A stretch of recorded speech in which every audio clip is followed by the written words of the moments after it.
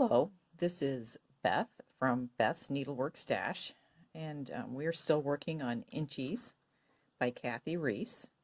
And I wanted to cover a couple things today. One is we're going to work on this next square, which is B2, which will be right here. But um, one of these days I've got to take this square out because I didn't use her colors, and yeah, it needs to come out. So the other thing is we're going to be using watercolors in the square, and so I have my watercolors out. Now we're going to be using it as one, you're not going to move from different section to different section. You're just going to do one whole section at a time. I'm trying to untie the knot on this. I should have done that before the show. Anyway, so you're going to, I'm going to find the full run of this watercolors. So it is a, I've heard it's an overdyed, but I just heard someone describe it as a hand painted instead of a just a dyed piece. So I don't know if this is painted rather than dyed. Watercolors do, it is, it tends to fray. It is going to be getting one strand out of the, this is a 3-ply. But if you'll notice, you've got all this nice pretty color there. I want to, I'm not going to just use just one of the 3-plies. I want the variegation to move in the piece a little more than that. So I want to see if I can find a run, for lack of a better way to put this. So I'm going to unknot it. I'm just going to take one end, and it doesn't matter which. So I've got this kind of tealy blue. It's going to move, it moves to the purple. It moves purple, kind of to this other purpley, which is kind of back to where this was, see? And then it goes all the way back. It looks like it's going back into that teal. So that would be a full run. So I'm going to cut into here.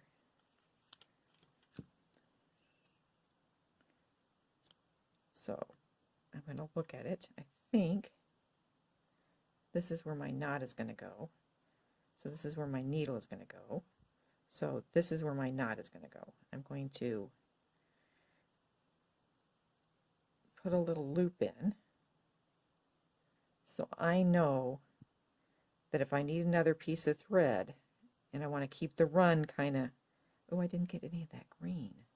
All right, so definitely want to, if I need some more thread, I will use this as my knotted end and go down instead of just taking it from the any end whatsoever. All right, so I'm going to apply this, and I'm going to put that aside. Oh, no. I am going to, see this end, I know that's the end I'm going to put a knot in, so I'm going to kind of make that loop thing again. So next time if I pull this thread, I'll be like, oh, so this is the knotted end. And then when if I pull another length out, I will attach the length to here of the 2-ply that I'm not using and string it out. So that way I know these all go together. So it's one run in case I need it that way. So anyway, start with an away waist knot. So I've got my little knot. I didn't do this. Could have done a quilter's knot. That would have been a smart move. My needle, and I am using, this looks like an 18. I'm going to try to keep it from fraying. I don't know, this might be too big. Yeah, it is. I don't like that. So I'm going to use the 24. It should be big enough. So I'm pinching my thread between my fingers, and I just push that in. And I don't have any problem with it. If you're using, if it's fuzzy or it won't go in, two things you can do: flip your needle or try the other end of your thread. So she starts us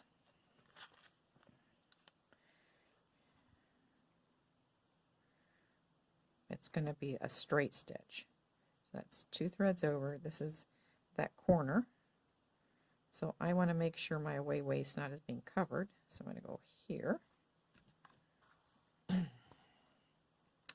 And this is fast. Once you get started on it, you're going to be like, oh, that is so easy.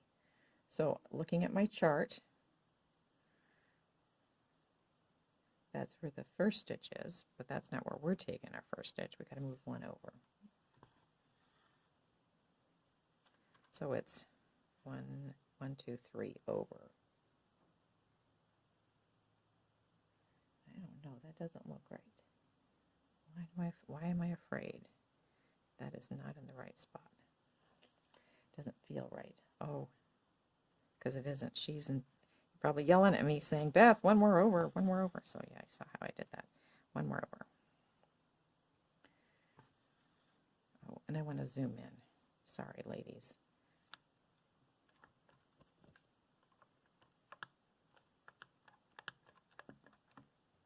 So you actually, and if you look at your chart, she even shows you so nicely. You're 2 over from your first square, 2 up from this, and then she shows you there's 2 threads between before you start number 1. So the one thing I was going to tell you about this stitch is it does get rather crowded, and this is a long length. I should have probably cut it in half. But you can see I'm not stopping.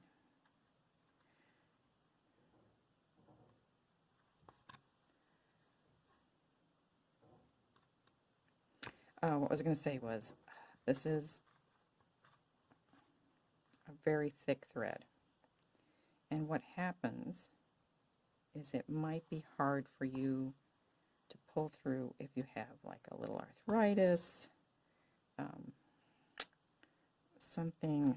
So use as big of needle as you can get away with. And I'm making sure I'm catching it under my waist thread underneath. So you see me fiddle with that a little bit.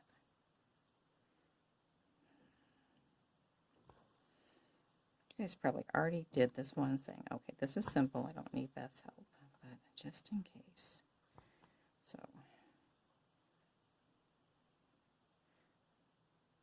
okay, I'm just checking to make sure I have the right. So I'm going to watch how she has us stitch this. So it looks like I can get rid of this, my waist knot.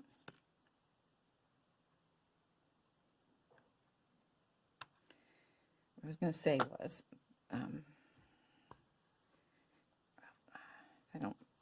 I made this too long. I'm kind of not liking that. Anyway, this is a great background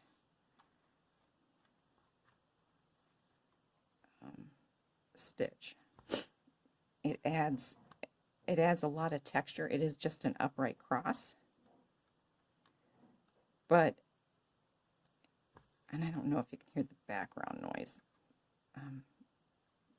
But anyway, it adds texture to a piece. So if you're doing a painted canvas and you need a background, this does a great job of covering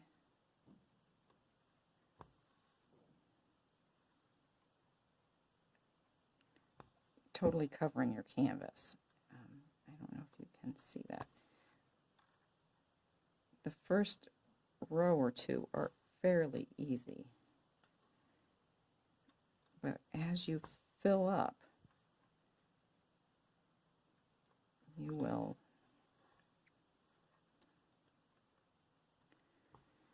notice that it's going to be harder to pull your thread through the canvas. So another thing, so let's say you can't get it. You start working on it and you're like, this is killing my hands, and you do one row.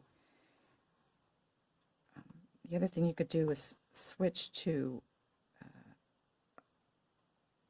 thinner thread, just use a floss and alternate what color you use for your crosses. So do all one row in one color, and then go back and use another color for the second row. It'll just add a pattern, whereas this with the thread already variegated should have less of a pattern. I'm sorry, my fat finger's getting in your way.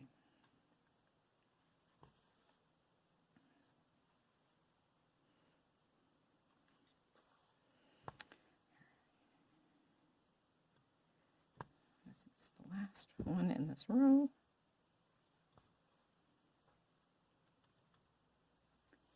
Can you see? I didn't even check to see if you could see what direction I was moving in. That's what I get for taking so long between. So you have, there's got to be a compensation stitch here, which she shows. So all you do is come up and go across, and then you're going to do the next row. And the vertical row always goes in the same direction, but you have to watch. She has the horizontal stitched in the opposite way. Can you see that? You do another one, and then so you came fuzzies. Okay, so I came up here, and that's going to be my vertical, right? Down here.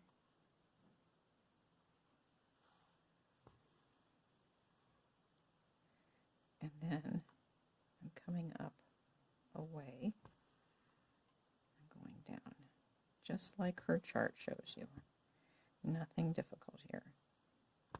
So on this row, the top row, your horizontal was going up here and down here, going that way. And this one is going, the vertical is going this way. Anyway, I'm going to end this video because the next one you will want me to do a little bit better of a video. So I will get my square done, and I will put a picture at the end. And again, if you have any questions, email them to me.